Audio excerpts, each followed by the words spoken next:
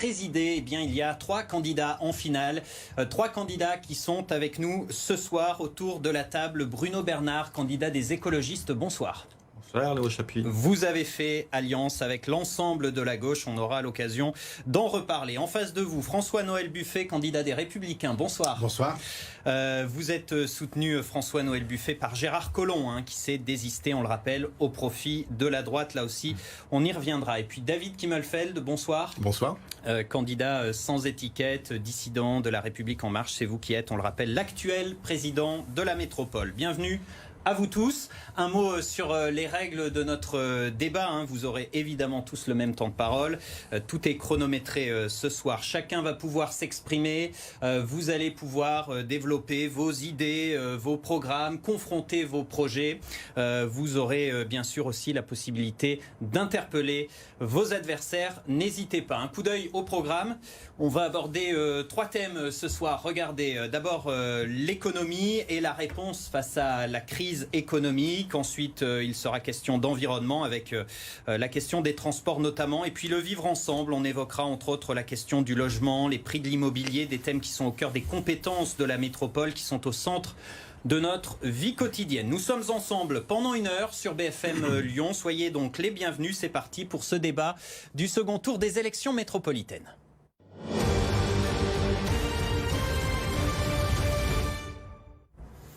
Et on commence avec cette question. Quel visage aura la métropole si vous êtes élu président demain? Quelle est votre vision? Quelle est votre ambition? Et c'est vous, François-Noël Buffet, qui avez la parole en premier ce soir. Il y a eu un tirage au sort, je le précise, avant l'émission. François-Noël Buffet, sénateur Les Républicains, ancien maire d'Oulin. Dites-nous donc à quoi elle ressemblera, votre métropole, demain, si vous êtes élu président. La métropole que j'appelle de mes voeux est d'abord une métropole qui protège. La crise sanitaire vient de révéler nos faiblesses et plus que jamais, elle doit protéger, évidemment, les grands Lyonnais en termes de santé, mais pas seulement. Elle doit les protéger de manière générale. Elle doit les protéger aussi contre la crise économique qui arrive. À l'automne, nous savons que ce sera difficile, pour ne pas dire compliqué. Et puis elle doit protéger les grands Lyonnais dans tous les sujets de la sécurité, des biens et des personnes. Et puis c'est une métropole qui doit être dynamique, qui doit garder sa force d'attractivité, qui doit ancrer toutes ses politiques publiques sur le développement durable, qui doit faire de l'économie et des déplacements un axe majeur. Parce que l'économie, ça n'est pas le CAC 40. L'économie, c'est l'emploi. Et la première des grandes solidarités, c'est l'emploi. Et puis, évidemment, c'est toutes les grandes politiques de déplacement. Voilà les grands enjeux. Donc, c'est une politique que je veux, finalement, une métropole solidaire, dynamique, qui va de l'avant, qui n'a pas peur, et qui, au contraire, est aussi une métropole pour tous. Bruno Bernard, candidat des Verts, chef d'entreprise à Villeurbanne, on le rappelle. À quoi elle ressemblera, votre métropole, demain, si vous arrivez au pouvoir? Je serai le président du renouveau des pratiques, du non-cumul des mandats, où les femmes auront autant de place importante que les hommes dans les postes d'élus à l'exécutif et aussi dans les services de la métropole. Moi, je serai le président d'une métropole plus respirable, où on peut se déplacer facilement à pied, à vélo et en transport en commun. Une métropole plus solidaire, où chacune et chacun ait accès à l'emploi et à un logement digne. Une métropole qui redonne du sens à l'économie par la transition écologique. Une métropole plus végétale, qui préserve la biodiversité et nous permette, pendant les périodes de canicule, de mieux vivre. Une métropole plus résiliente, qui développe l'autonomie énergétique et une alimentation saine, bio et locale.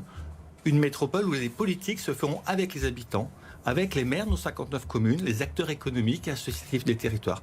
Et enfin, je serai le président d'une métropole qui préserve le climat et donne un avenir aux générations futures. David Kimmelfeld, ex-infirmier, chef d'entreprise, on rappelle un petit peu les CV ce soir. Vous êtes un ancien proche de Gérard Collomb et vous êtes l'actuel président de la métropole. Alors pour vous, la question est un peu différente. Si vous restez aux commandes, vous gardez le même cap?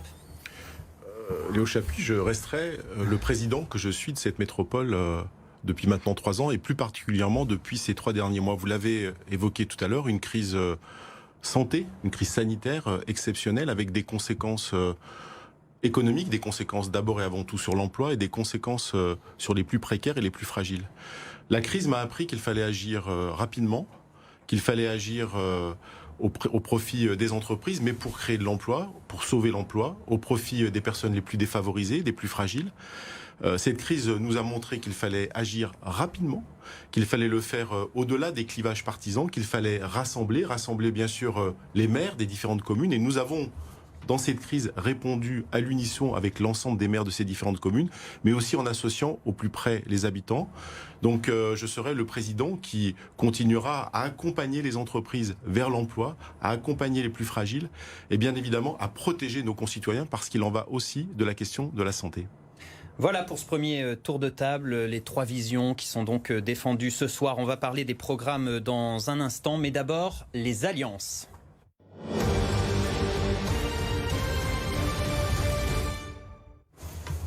Et oui, puisque vous le savez, des accords ont été passés en vue de ce second tour des élections, des listes ont fusionné, le paysage politique a été un petit peu chamboulé dans l'entre-deux tours. François-Noël Buffet, on commence avec vous.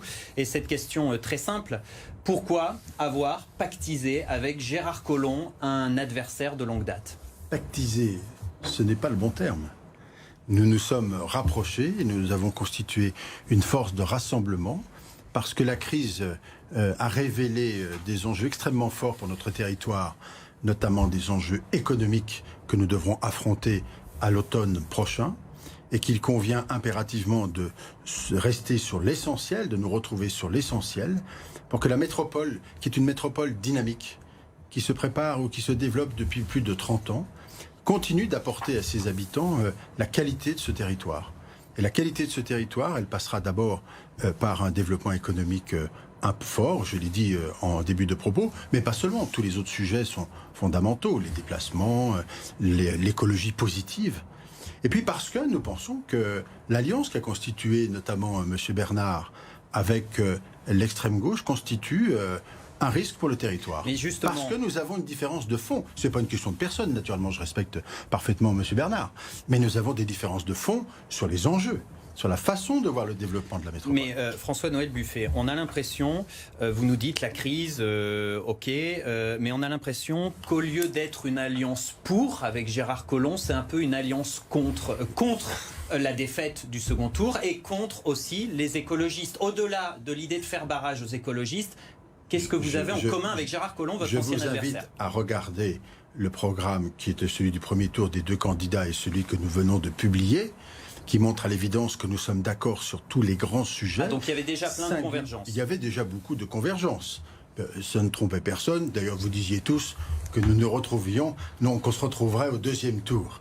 Peut-être pas dans les circonstances que nous connaissons aujourd'hui, mais cela est fait. Oui, nous sommes convergents sur un certain nombre de points. Ça n'exclut pas le fait que j'ai pu avoir des désaccords sur tel ou tel dossier pendant cette période, mais là, l'important est supérieur. Vous ne craignez pas que les électeurs de Gérard Collomb, certains sont déçus, certains sont fâchés, on a vu des défections dans son camp. Vous ne craignez pas que les électeurs de Gérard Collomb ne vous suivent pas dans cette aventure? Vous savez, il y a 14 circonscriptions électorales, il y a 14 campagnes municipales, il y a un besoin d'explication, de convaincre. Les choses bougent.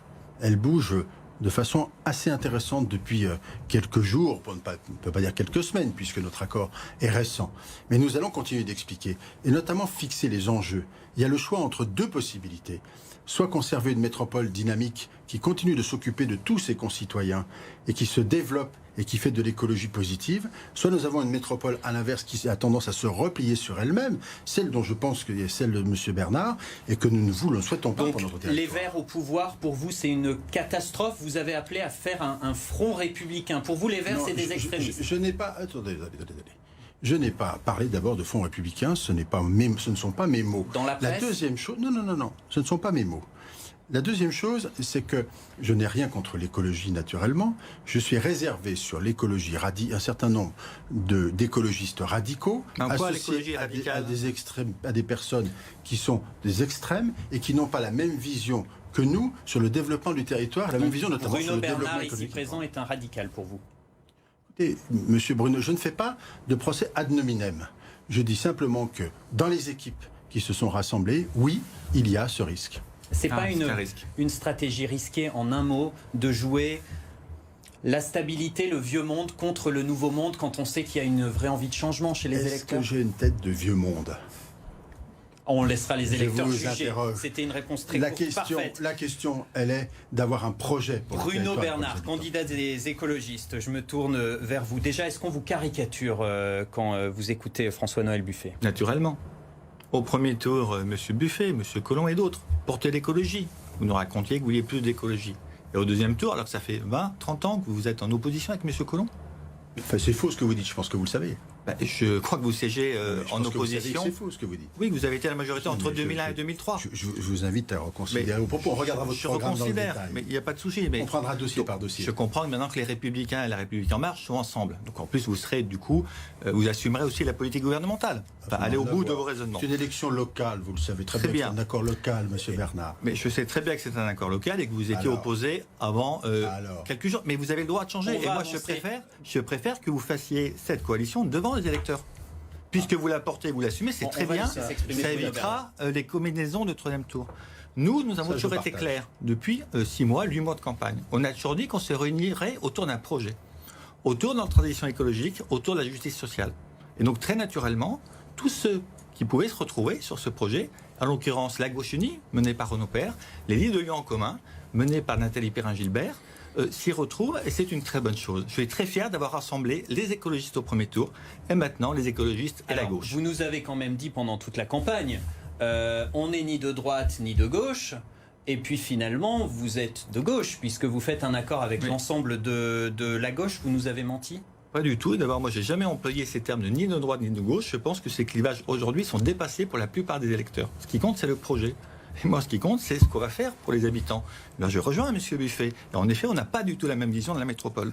Et c'est bien le sujet entre cette vision obsolète, qui ne tient pas compte des enjeux climatiques, qui souhaite finalement que rien ne bouge, que ce soit les Républicains ou M. Buffet ou M. Collomb, qu'on continue des politiques qui nous conduisent dans le mur. Qui nous conduisent dans le mur parce que la métropole de la compétitivité permanente, qui grossit toujours plus, avec des prix du logement qui explosent, des services publics sans saturation et des problèmes de pollution, ce n'est pas un modèle soutenable. Ça lié à Nathalie Perrin-Gilbert, soutenue notamment par la France Insoumise, c'est pas franchir une ligne rouge ? Vous savez, Nathalie Perrin-Gilbert, elle a fait 9% à Lyon. Elle représente une sensibilité.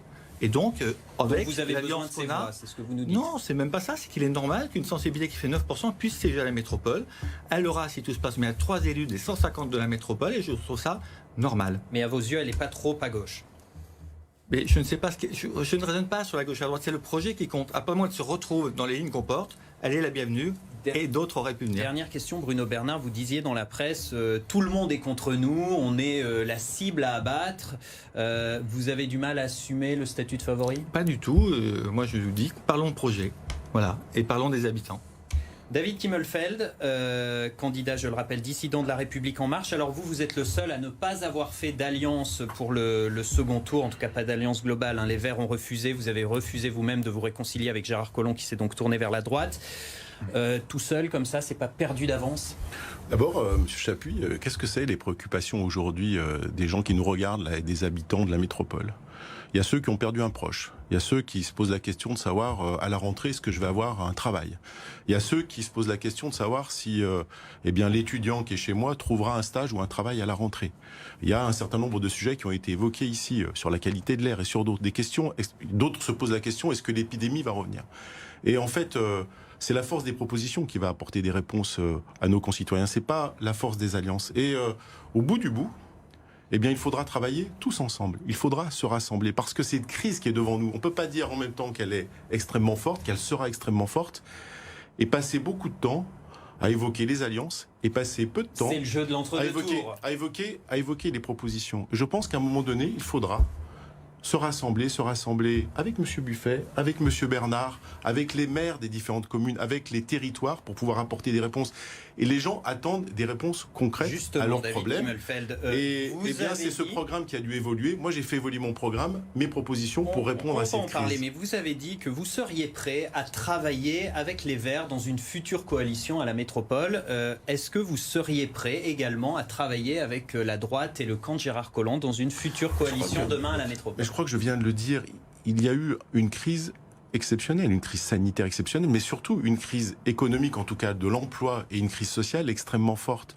Et je crois qu'on ne peut pas dire ça a tout changé et donc ne pas changer la façon. Avec tout le monde. Il faudra travailler tous ensemble pour faire des réponses. Est-ce que vous imaginez un seul instant que dans le futur, le futur maire de Lyon, quelle que soit son étiquette, le futur maire de Villeurbanne, le futur maire de tel ou tel territoire, parce qu'il a une étiquette qui n'est pas compatible avec le président de la métropole, ne travaille pas avec ce président de la métropole pour répondre à la crise. Je crois que les habitants de la métropole ne le comprendraient pas. Je me suis consacré à ces propositions, à faire évoluer ce programme, et c'est la force des propositions qui sera sans doute plus forte que la force des alliances dès le début de cette nouvelle mandature. En un mot, votre meilleure carte de visite, c'est votre bilan. Vous êtes le capitaine qui tient la barre. C'est le bilan, bien évidemment, en tout cas celui qui tient la barre, qui a tenu la barre, mais celui aussi qui fait des propositions extrêmement concrètes pour affronter la crise dans les prochains mois. Mais on aura l'occasion, je pense, d'en parler là, peut-être assez vite. Et on va en parler tout de suite, tout simplement. Voilà pour les alliances, donc le paysage politique pour ce second tour des élections à la métropole. Allez, on parle désormais donc des programmes et le premier thème, c'est l'économie.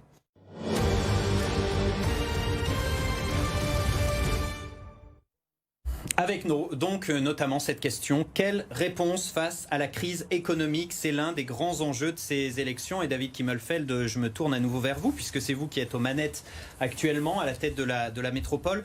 Au-delà des aides qui ont pu être mises en place, vous avez modifié votre programme pour répondre à cette crise? Oui, d'abord la question, on parle beaucoup crise économique, mais c'est d'abord et avant tout une crise de l'emploi. C'est ça qui doit nous intéresser dans la métropole. C'est comment finalement les habitants et les habitantes de cette métropole trouvent un emploi. Et d'ailleurs, on y viendra tout à l'heure sur les transports, peut-être pas trop éloignés de chez eux, pour éviter notamment un certain nombre de transports et de déplacements. Eh bien, au-delà des mesures d'urgence que nous avons prises, vous l'avez dit tout à l'heure, qui étaient absolument indispensables pour sauver, en tout cas accompagner au sauvetage des entreprises et de l'emploi. Donc vous avez bien géré la crise? Oui, je suis sûr que nous avons bien géré la crise. Et nous avons réagi immédiatement, et je crois que ceci a fait consensus, et j'en remercie tous mes collègues de la métropole. Parce qu'il n'y a pas eu, il y a eu, au-delà des clivages partisans, une grande mobilisation sur les entreprises, mais aussi sur les acteurs de la solidarité. Il fallait tenir les deux bouts.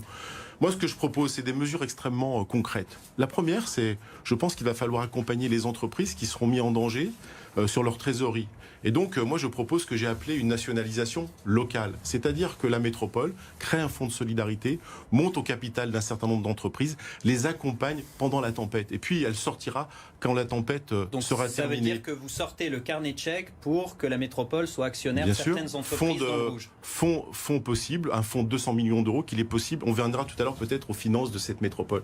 La deuxième chose, on a beaucoup parlé relocalisation industrielle. Eh bien, la métropole doit créer un fonds pour accompagner cette relocalisation industrielle. Et puis, les PME, les PMI, mais aussi les commerçants, les artisans, je l'ai dit, la métropole peut et doit porter des fonds de commerce, porter des murs de manière temporaire pour accompagner celles et ceux qui sont dans la difficulté. Bien évidemment... Juste, je reviens sur vos nationalisations locales, comme vous dites. Comment on choisit tout simplement quelle entreprise on va sauver, pourquoi elle et pas l'autre? D'abord, on le fait en association étroite avec les acteurs économiques. Je pense que c'est pas le président de la métropole, c'est pas les élus seuls dans leur coin, c'est cette gouvernance économique. Je crois qu'on a vu aussi dans cette crise la mobilisation des entreprises, la mobilisation de nos concitoyens, et donc il faut le faire. C'est pas une mesure, qui sort d'un chapeau. Vous l'avez vu sans doute, y compris la Banque centrale européenne dit on pourrait rentrer nous aussi au capital d'un certain nombre d'entreprises pour les accompagner dans cette crise. Donc ça n'a rien d'exceptionnel.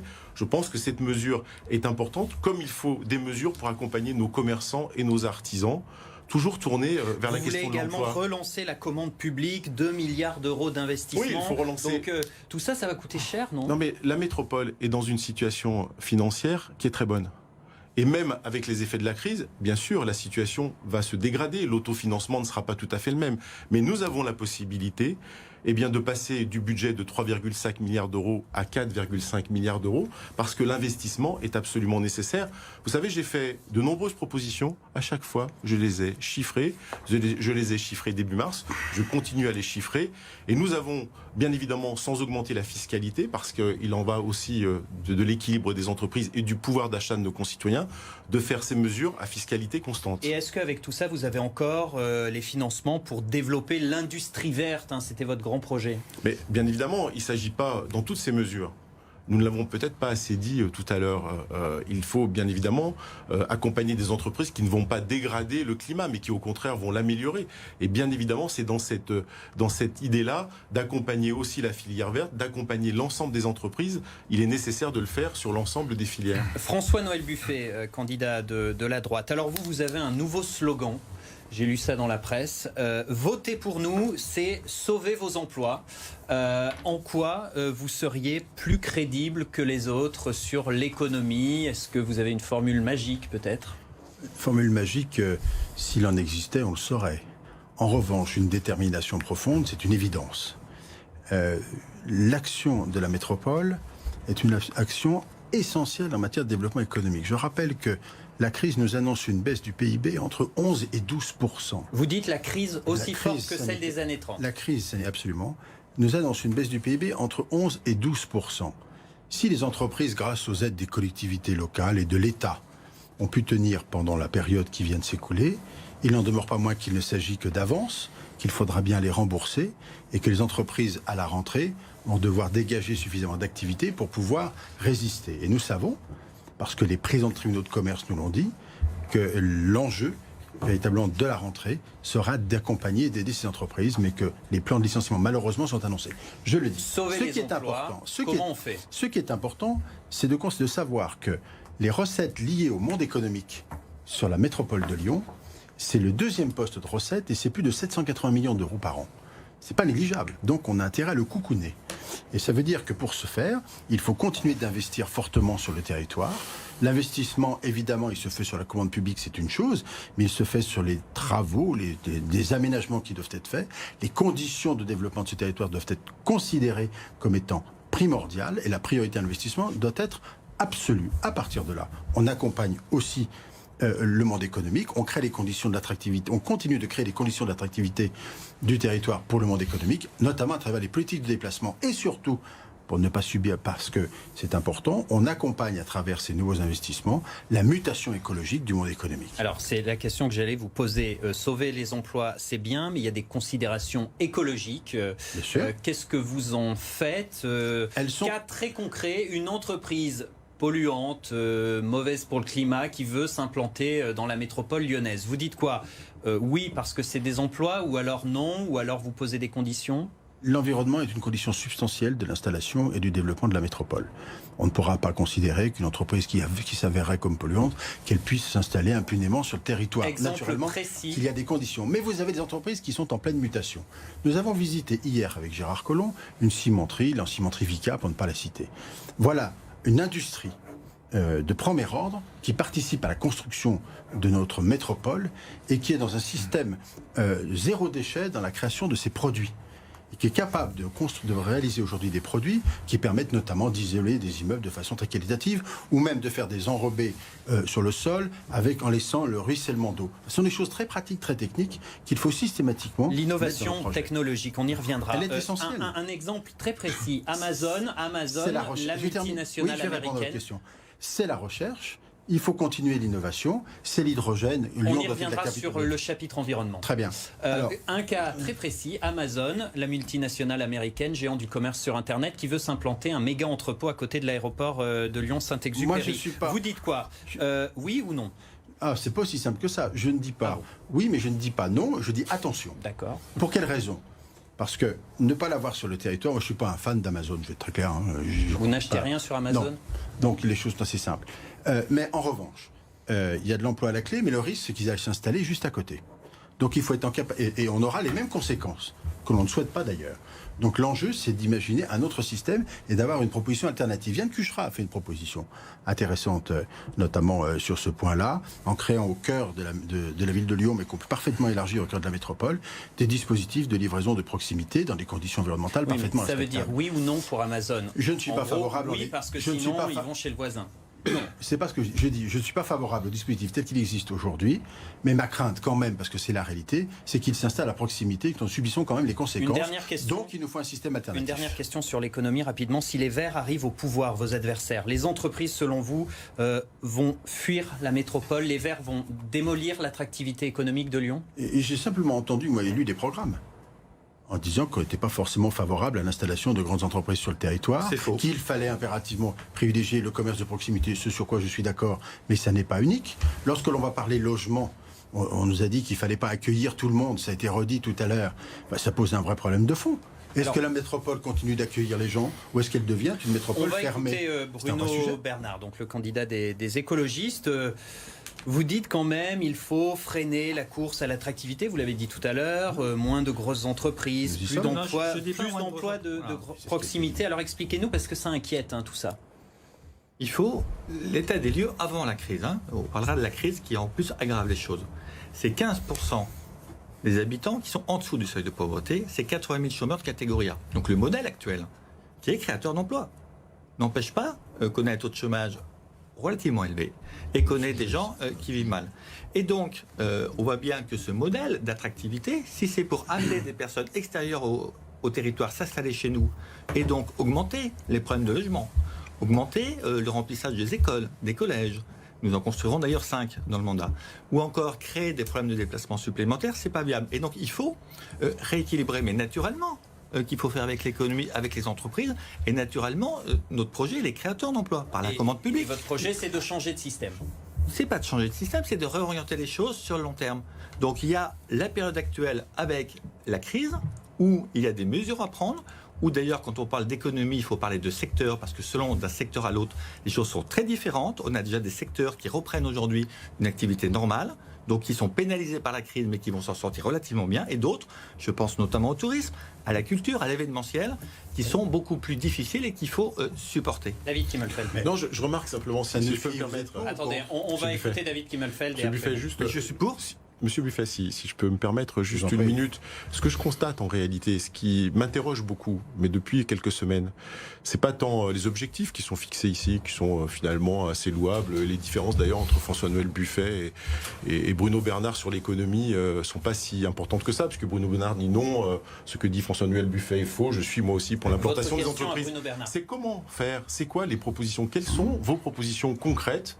Moi, j'ai fait quelques propositions concrètes. On peut les critiquer. On peut. Je suis favorable, par exemple, à la mise parce que le oui ou face non, de tout le process économique qui existe à la métropole et nos qualités, nos capacités à développer l'économie face au RSA pour fournir et trouver le moyen de permettre des embauches avec l'ensemble de nos entreprises. Ça n'est pas suffisamment bien fait, ça ramène de l'emploi et c'est parfaitement utile. Il faut aussi également développer les moyens de transport, les aménagements d'espace, notamment en termes de déplacement, pour que les entreprises choisissent de venir à Lyon, décident de venir à Lyon, comme elles l'ont fait jusqu'à maintenant. Elles sont génératrices d'emplois et l'accessibilité notamment est parfaitement respectée. On accompagne les entreprises lorsqu'elles souhaitent pouvoir se modifier sur le plan environnemental. On lance un grand plan de rénovation thermique à Bruno Bernard, ancien, tout le monde mobiliser le monde économique. On va revenir à Bruno Bernard et David Kimmelfeld. Dans la presse, vous reprochiez à Bruno Bernard justement de ne pas avoir changé son programme d'un iota par rapport au premier tour, comme si la crise n'avait pas eu lieu. Donc Bruno Bernard, vous répondez quoi? Nous n'avons pas changé nos objectifs. Faites comme si de rien n'était. Non, je dis nos objectifs. On prévoit une métropole sur 5, 10, 20 ans. Donc les objectifs, ils restent les mêmes. Après, naturellement, on s'adapte à la crise. Donc je vais vous donner quelques exemples. Il faudra aider, je l'ai dit, le secteur culturel, touristique, par des fonds d'urgence en arrivant. C'est une évidence. Des choses ont été faites, il va falloir continuer. Il faut, sur les solidarités, aider notamment les populations les plus démunies. Je pense notamment expérimenter le RSA jeune. Donc il y a naturellement des choses à modifier, mais les objectifs restent les mêmes. La crise, elle est sanitaire d'abord, économique, mais elle ne change pas les objectifs de développement de la métropole, d'une métropole plus vertueuse. Donc on a dans notre projet 6 milliards de commandes publiques pendant le mandat en investissement sur le Citral et la métropole. C'est aussi notre politique d'achat qu'on veut rendre plus responsable et plus sociale. Donc c'est changer nos méthodes d'achat. On va se donner 1 an pour faire un schéma d'achat responsable avec les citoyens, avec les entreprises. Je donne un exemple, on va construire des collèges. Et bien aujourd'hui, quand on construit du neuf sur la métropole, on demande du matériau neuf. Nous, on veut permettre d'utiliser des matériaux recyclés. Et puis, dans un deuxième temps, on avantagera les entreprises qui répondent avec des matériaux recyclés. Et quand la filière sera prête, on imposera le matériau recyclé. Et ça va en plus avantager notre économie locale et nos entreprises du territoire. Mais ça, quand on fait 10 000 logements déjà lors du premier tour. C'est pas nouveau, ça. Mais non, c'est pas nouveau. Mais monsieur Bernard, moi j'essaye de comprendre dans la situation de crise. Tout le monde constate, dit il y a une crise exceptionnelle qui arrive, une crise économique. Il ne s'agit pas ni de la minimiser, ni de la dramatiser. Parce qu'on est suffisamment armé dans cette métropole pour y faire face. Mais parce qu'on est armé dans cette métropole, il faut poser des actions concrètes. Les objectifs, c'est bien, mais les objectifs, ça ne donne pas de l'emploi, ça ne donne pas du travail aux entreprises. Et donc, quelles sont les actions concrètes? C'est que les projets qui sont bloqués aujourd'hui, notamment en termes de construction, parce que depuis 2 ans, on a eu le PLUH, on a les élections municipales, et on a aussi des relations parfois difficiles entre le président de la métropole et le maire de Lyon, qui font que certains projets n'ont pas avancé et qu'ils auraient pu avancer. Et donc moi, dès le mois de juillet, M. Bernard, si on arrivait à résoudre la crise économique dans une bonne relation entre le maire de Lyon et le président de la métropole, non, mais ça va relancer les travaux. On va pouvoir relancer les mesures concrètes pour les entreprises. Les mesures concrètes. Quand vous parlez de mettre de l'argent dans le capital des entreprises, moi je rencontre beaucoup, je n'ai pas une qui me dit il faut venir dans notre capital. Pas un entrepreneur qui crée son entreprise souhaite que la métropole vienne dans son capital. Mais il ne s'agit pas des entreprises qui se créent, c'est des entreprises qui sont même qui sont déjà existantes. Bruno Bernard, comment vous sauvez les entreprises? Comment vous les aidez là, elles sont dans la galère? Je vous le dis, comment on sauve?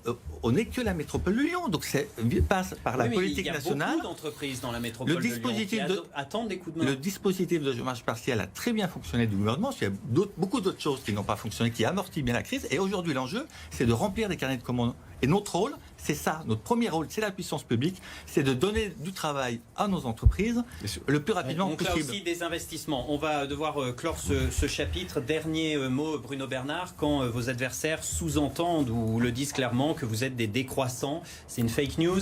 Mais ça n'a aucun sens. On voit bien quand on échange sur les propositions que les propos que je tiens, que notre projet crée d'emplois. L'écologie va créer de l'emploi. C'est pas vrai.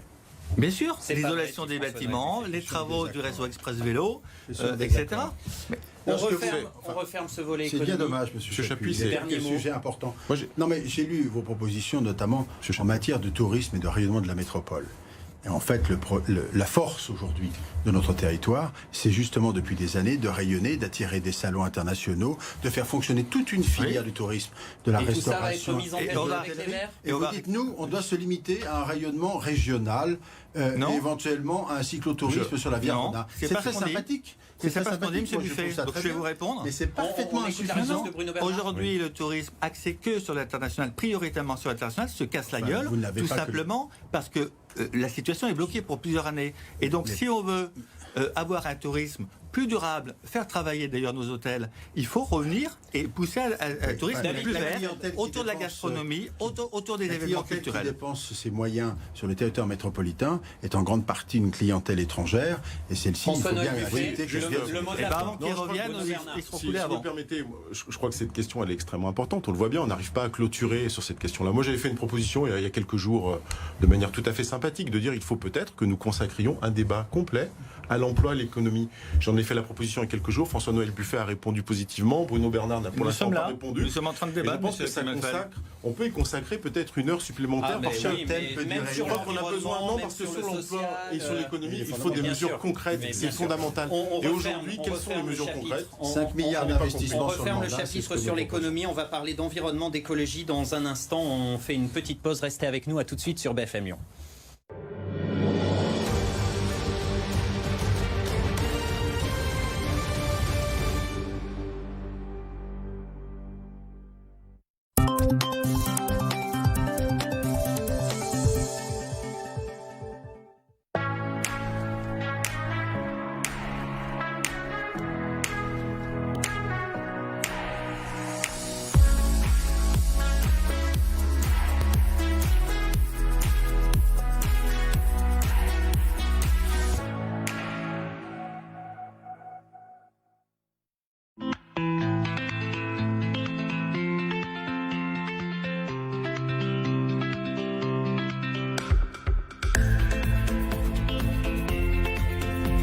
Ensemble, donnons des ailes à notre santé. Donnez à la Fondation HCL, chaque euro compte.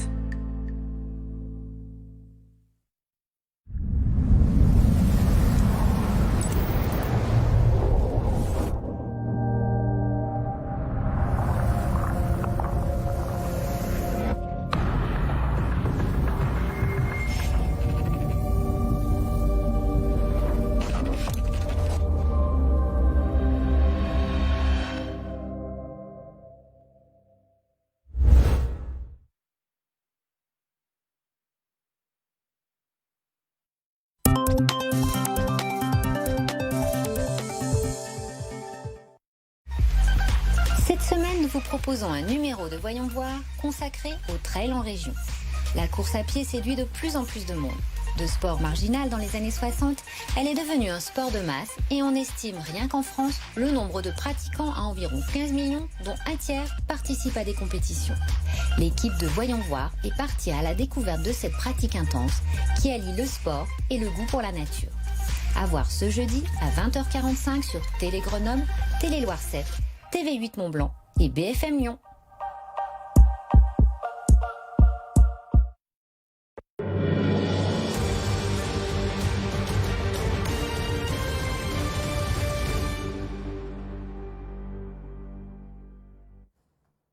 La suite du débat du second tour des élections à la métropole avec Bruno Bernard, François-Noël Buffet et David Kimmelfeld, les 3 candidats en finale. On passe au thème de l'environnement.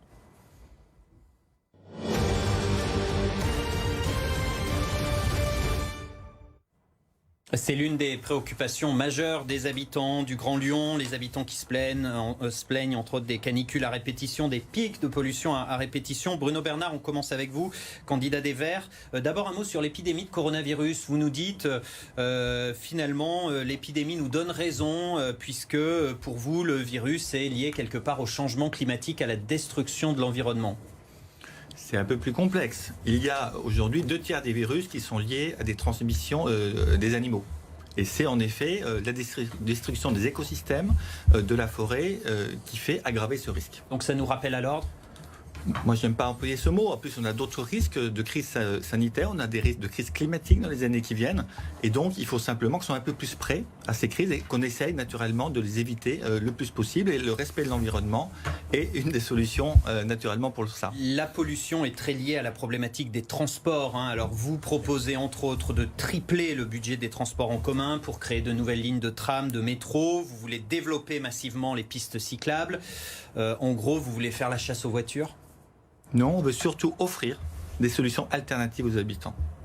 On pourra faire la chasse aux voitures, comme vous dites, mais je n'aime pas du tout le terme, si chacun et chacune ont une solution de transport alternatif, de transport en commun, de transport en vélo, ou de la marche à pied qui est aussi pas assez utilisée pour les déplacements courts. Et tout ça, c'est une question d'infrastructure et d'investissement. Si on va tripler quasiment le budget, c'est aussi parce que le budget est trop faible. On aurait pu investir beaucoup plus dans ce mandat et on a pris du retard et je le regrette, d'autant plus que les finances nous permettaient de le faire. Donc on va faire par exemple 20 km de tramway supplémentaires, on va faire 450 km de réseau express vélo et sur les réseaux express vélo qui sont des larges artères pour permettre de se déplacer en toute sécurité en vélo. Parce qu'il y a une forte demande des concitoyens sur le vélo, mais il faut qu'on sécurise les parcours et il faut qu'on sécurise les stationnements. Des trams, des vélos, pas de nouveaux métros ? Alors, nous allons aussi faire du métro, mais le métro, c'est 10 ans pour faire du métro. Quand on prend par exemple la liaison entre Pardieu et Bellecour, nous, on va faire un tramway. Un tramway avec le kilomètre qui manque, c'est 40 millions d'euros de travaux et c'est à peu près 3-4 ans pour que ça se fasse. Donc quand vous dites c'est 10 ans le métro, ça veut dire pas de métro ? Non, ça veut dire qu'on va regarder entre les prolongations des métros A à Mézieux, du métro B à Rieux, du métro D au-dessus de Vèze ou encore du métro E, lequel on lance dans les 10 ans, sachant par exemple que le métro c'est 1,7 milliard actuellement estimé et donc la réalité c'est qu'on ne peut pas faire 4 métros à la fois. Votre métropole de Lyon rêvée, j'allais dire, c'est quoi ? Comment vous l'imaginez demain ? C'est Copenhague, c'est Amsterdam, des Lyon. Autoroutes à vélo partout, des cyclistes partout ? C'est une ville équilibrée où on peut avoir le choix de se déplacer autrement qu'en voiture. Et on l'a déjà le choix, non ? Ça dépend où vous êtes. Non, on n'a pas forcément le choix sur le territoire. Mais sur l'ouest, par exemple, de la métropole, il y a peu de transports en commun. Donc on peut faire aussi des télécabines. Sur l'est de l'agglomération, il n'y a pas de ligne forte circulaire.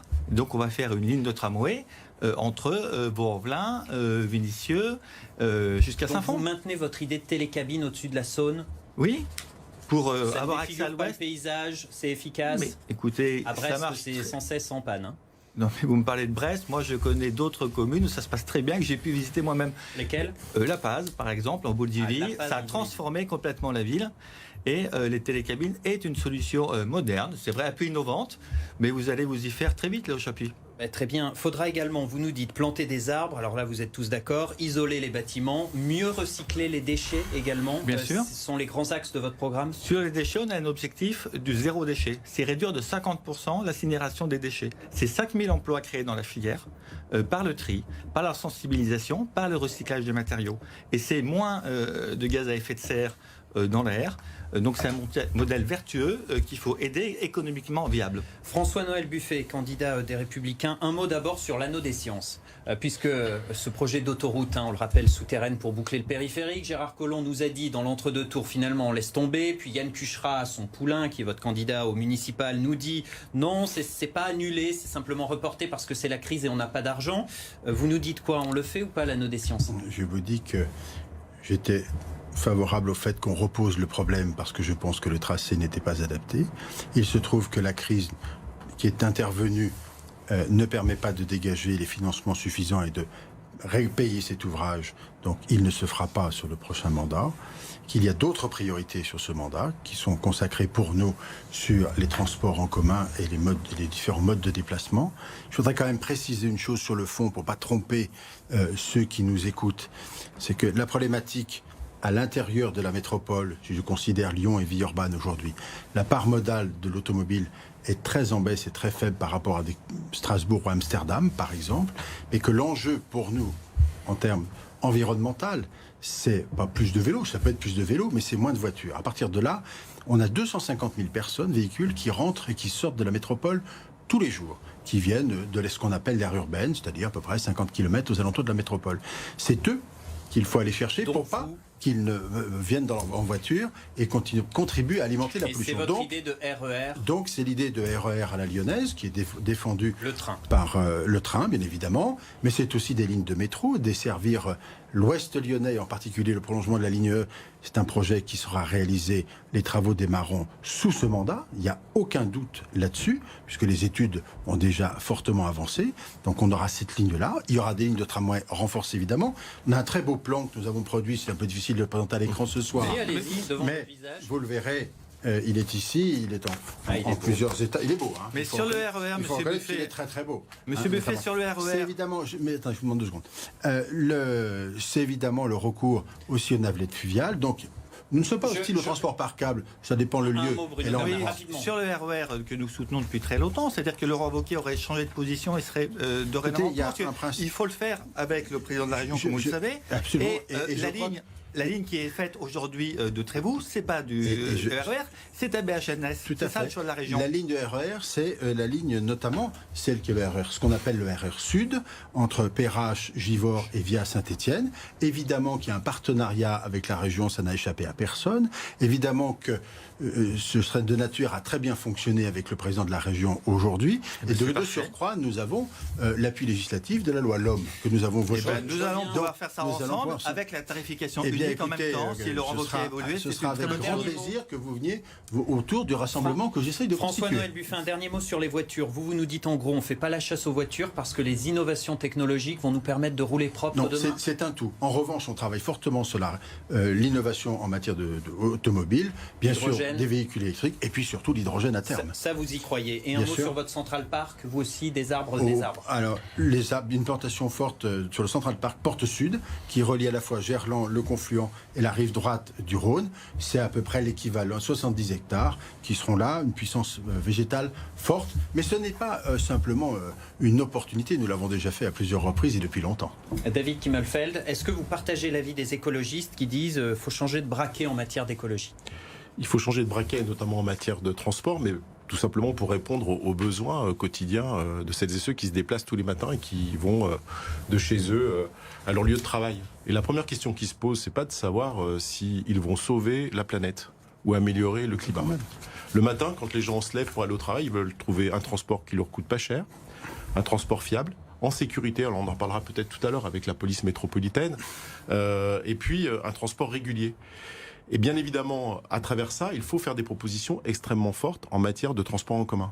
Parce que, en même temps qu'on répond à cette forte demande du quotidien, tout simplement, on répond bien évidemment à la préservation de la planète. Mais c'est d'abord et avant tout pour répondre au quotidien des gens. C'est pour ça que, notamment les véhicules à hydrogène, si c'est pour mettre des véhicules à hydrogène dans les encombrements, ça a peu d'intérêt, ça préservera la planète, mais ça n'améliorera pas le quotidien de nos concitoyens tous les jours pour aller au travail ou dans leurs activités. La deuxième chose, c'est qu'il faut avoir un plan de transport qui tienne compte des territoires. C'est pas tout à fait la même chose quand vous habitez quai Saint-Vincent et que vous travaillez à la Part-Dieu, mais quand vous habitez au Mas du Taureau pour se rendre dans le centre de Lyon pour travailler, c'est pas tout à fait le même besoin, y compris d'ailleurs de celui qui habite dans le centre de Lyon qui se rend dans la vallée de la Chimie. Donc il faut faire d'une pierre deux coups. Il faut faire d'une pierre deux coups. Il faut quelque chose qui soit vertueux, qui en même temps réponde au quotidien. Et ma foi, si ça améliore la transition écologique, eh bien c'est tout bénéfice. C'est de la même façon sur l'éco-rénovation. J'y reviens tout à l'heure. Sur l'éco-rénovation, c'est consubstantiel si tant est qu'on réponde précisément aux besoins de nos concitoyens. Je dis juste un mot sur l'éco-rénovation, par exemple. Sur l'éco-rénovation, c'est extrêmement vertueux. On parlait tout à l'heure de l'économie. Eh bien, quand on met 200 millions d'euros sur l'éco-rénovation, on crée de l'emploi, on crée des entreprises. On améliore la transition énergétique et on améliore, on répond à la précarité énergétique. Un mot Je voudrais dire un petit mot très rapide sur la zone à faible émission que vous proposez, cette zone où les voitures les plus polluantes, les véhicules les plus polluants sont interdits. Vous souhaitez élargir cette zone, ça concerne que les professionnels pour l'instant. Si vous élargissez, comment font ceux qui n'ont pas les moyens d'avoir un véhicule propre? D'abord, moi j'ai sorti les véhicules les plus polluants, c'est les véhicules de marchandises. J'ai dit qu'il fallait en rester là pour l'instant. Ce n'est pas moi qui ai dit qu'il fallait élargir. Non, pourquoi? Ça tombe très bien. Je souhaite que chaque fois que nous prenons des mesures en matière de transition écologique, nous puissions mesurer les effets sur finalement les 10% des familles les plus précaires. Et à partir de là, non pas reculer, mais voir comment on accompagne ces familles les plus précaires pour réaliser cet objectif-là. C'est extrêmement important dans l'équilibre entre l'écologie. Donc c'est plus l'écologie pour l'écologie. Mais ça n'a jamais été ça. Je n'ai jamais proposé autre chose. Non, je n'ai jamais proposé autre chose. Non, je n'ai jamais proposé et surtout je n'ai pas fait puisque la zone de faible émission est en cours aujourd'hui. Un petit mot peut-être sur le RER métropolitain et sur le RER à la lyonnaise. J'étais amusé d'entendre parler de Laurent Wauquiez, président de la région, etc. C'est vrai que Gérard Collomb et Laurent Wauquiez ont beaucoup discuté des alliances, sans doute, peu du RER à la lyonnaise. J'ai beaucoup discuté, moi, avec le président de la région Auvergne-Rhône-Alpes. Beaucoup discuté avec le président Je sais ce que j'ai discuté, moi, avec Laurent Wauquiez, sur le RER à la lyonnaise. Et c'est vrai que si les conditions, aujourd'hui, sont réunies pour aborder l'avenir en matière de RER à la lyonnaise, c'est parce que, comme président de la métropole, j'ai pu discuter avec le président de la région Auvergne-Rhône-Alpes pour concrétiser un plan État-région qui va nous permettre de faire les études et d'avancer concrètement. Un mot, oui ou non, on pérennise la piétonisation de la presqu'île? Je crois que la piétonisation de la presqu'île, il faut la pérenniser. Moi, c'était indiqué dans mon programme pour les week-ends. Je reste sur cette chose-là. Pourquoi? Parce que nous l'avons expérimenté, nous l'avons testé et nous l'avons bâti avec les acteurs sur le terrain. Très bien. On passe au troisième thème de ce débat tout de suite.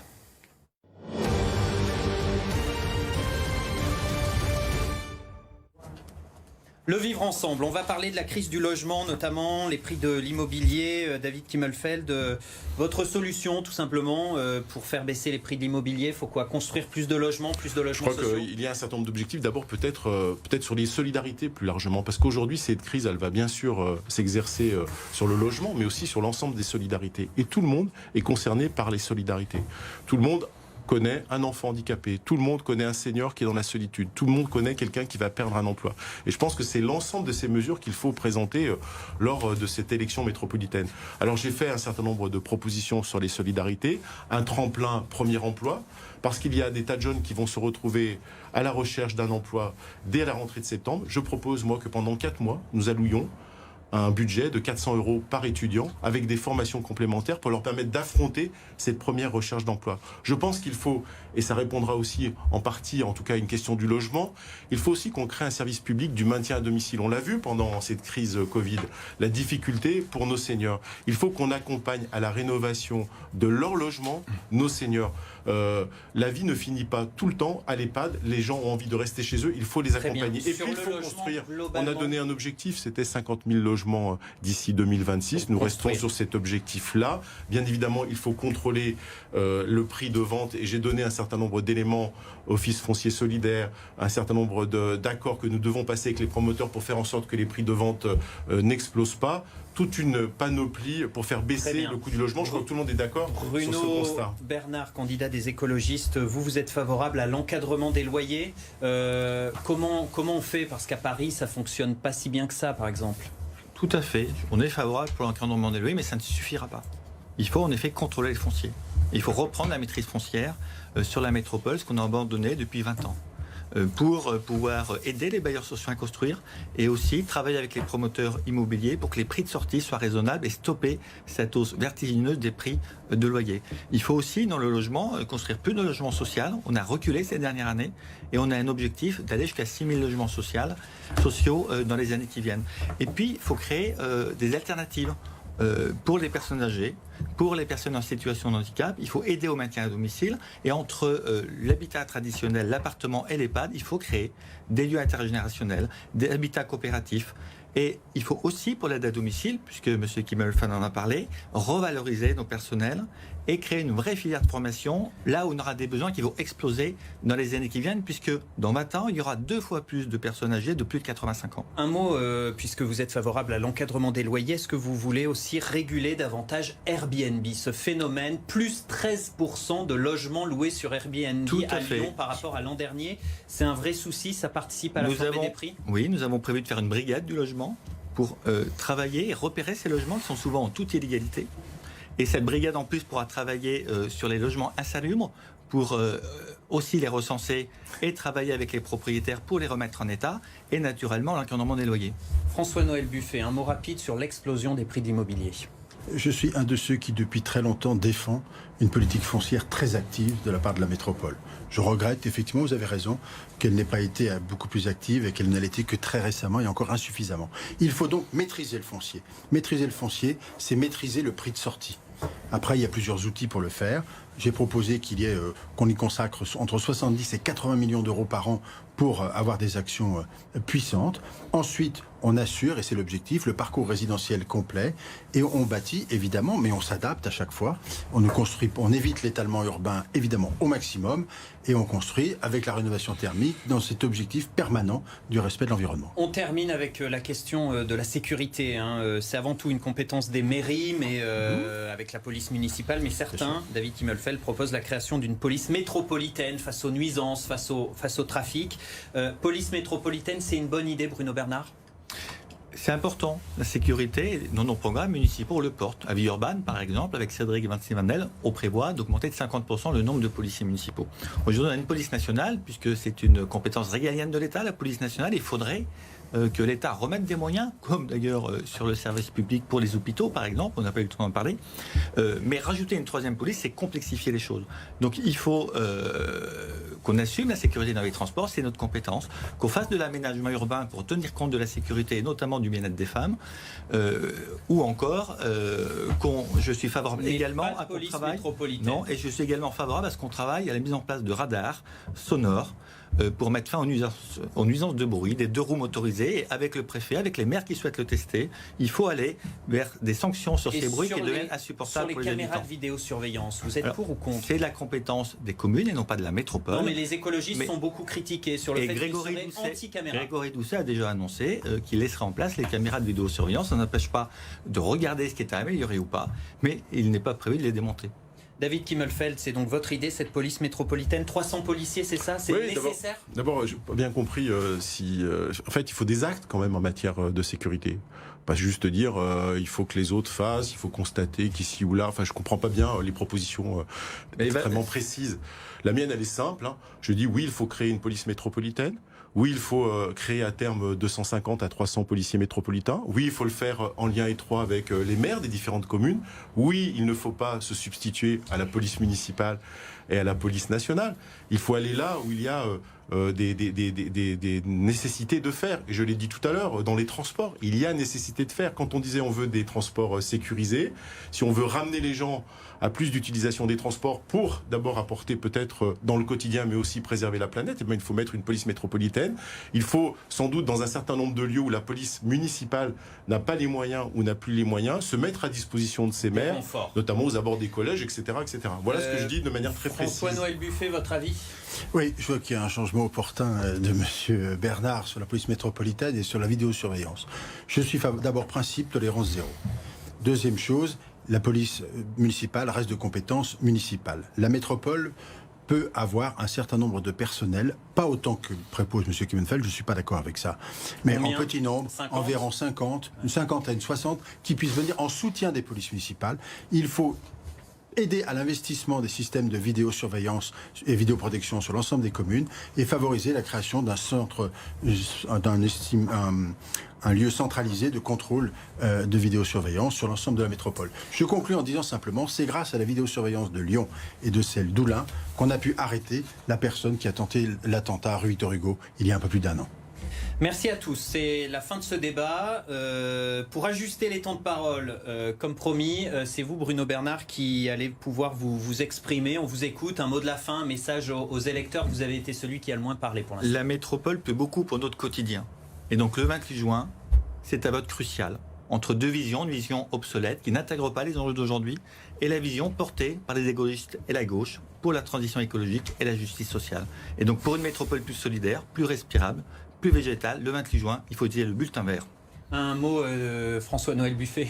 Oui, il y a un désaccord entre nous, profond, sur la vision de la métropole, mais il y a une réalité, c'est que nous ne sommes pas les retardataires que vous évoquez, nous sommes bien au contraire soucieux de l'environnement, mais nous sommes pour une écologie positive, une économie qui favorise l'emploi et un territoire qui sécurise l'ensemble de nos concitoyens. Et David Kimmelfeld, le Écoutez, mot de la fin. moi, je n'ai pas entendu de propositions concrètes ce soir des deux candidats qui essayent de se passer les plats de l'un à l'autre.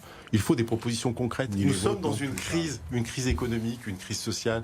Il faut être concret. Il ne faut pas dire oui peut-être, non peut-être, ce que M. Buffet a dit sur 2 ou 3 sujets, et d'essayer d'expliquer pourquoi on est pour la sécurité sans en donner les moyens. Il faut des choses concrètes. J'ai proposé des choses concrètes et je vais continuer dans les jours qui viennent à faire des choses extrêmement concrètes. Vous n'avez pas pour améliorer chiffré, je crois, le quotidien. monsieur. Et tout est chiffré, Merci. M. Buffet, à tous. mieux que ce que vous faisiez à la tous. visite d'Oulin. Je vous en prie. D'avoir participé à ce débat. Merci à tous d'avoir participé à ce débat. Le débriefing, c'est dans un instant avec Élodie Poyade. Restez avec nous sur BFM Lyon.